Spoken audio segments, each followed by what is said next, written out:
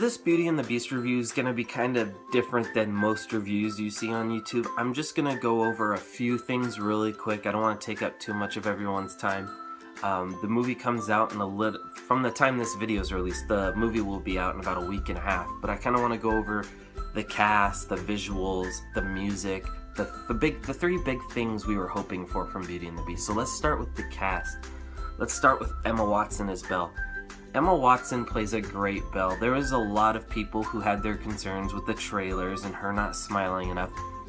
Rest assured, in this movie, she is fantastic. She embodies Belle in all the right ways. She's loving, she's caring, she's brave, just like the original Belle. She wants to save her father. She's got a beautiful voice. I personally don't see where the auto-tune is. There's a lot of complaints in the trailer, from one of the trailers, where they're like, oh, she's auto-tuned too much, where I don't think she was at all. But in this movie, her voice sounds great. Emma Watson can sing, no doubt. And I think Emma Watson really proved that she can be a great live-action Disney princess. So good on her. Dan Stevens as the Beast you don't see a lot of Dan Stevens because it's all the Beast, but Dan Stevens as the Beast, that voice was menacing, but at the same time, once he kind of subdued himself from being this evil, mean beast, he was kind of sweet, and his voice just made him sound so intelligent. I want to say this Beast is way more intelligent than the classic Beast, and visually the Beast looked great. The CGI looked fantastic on him. The what he looked like and how they kind of imagined the Beast from the original animated film was really good. The horns, I don't care about the horns going forward or backwards. That doesn't matter to me. But the way he was envisioned was fantastic. I really like how they did that.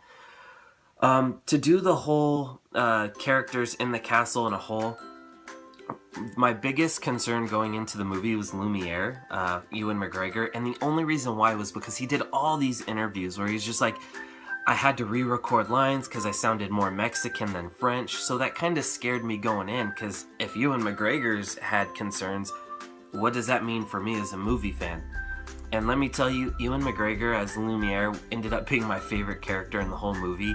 He was so much fun, he was funny, he was passionate, he was, he wanted things to go right. It was just like the animated classic. I'm going to say that a couple times. This movie did a good job taking care of the 1991 classic animated film.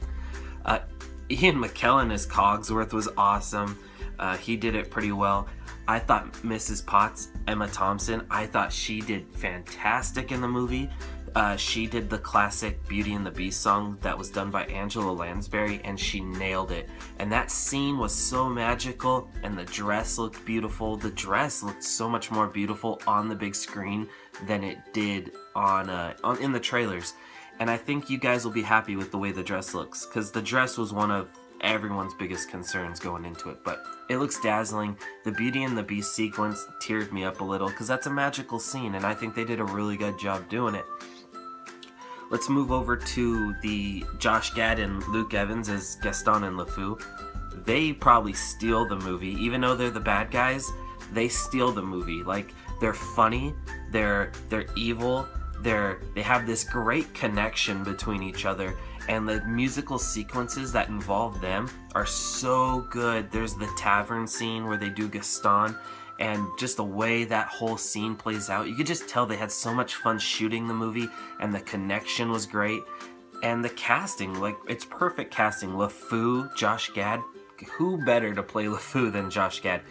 And Luke Evans, he made a really good Gaston. Like, the way he acted, the way he portrayed the character, the way you can tell that the whole cast for this movie, you could just tell they took so much care of the 1991 classic.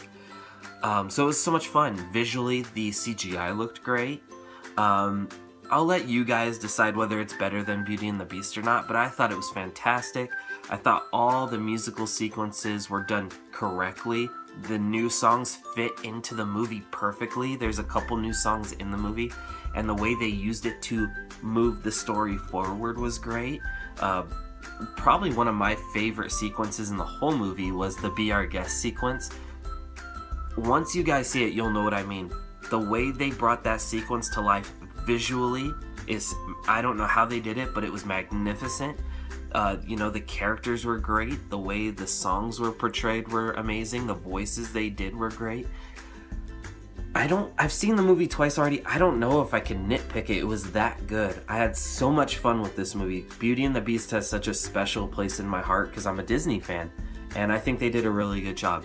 So when the movie comes out, let me know what you think of this movie in the comments. Thanks for listening to me ramble on about the movie.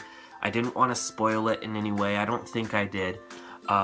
Like all my posts on Instagram, comment on Instagram what you like, if you like the review. If you didn't really care about this review, let me know, because it helps me to know what you guys like and don't like. And then don't forget, comment what you're most excited about for this movie. Tell me what you're looking forward to. I would love to hear it, and maybe I'll comment back. So go see Beauty and the Beast. I highly recommend it. Check it out. So exciting. It only makes me more excited for the other live action remakes Disney's doing. And aside from that, I will see you guys later.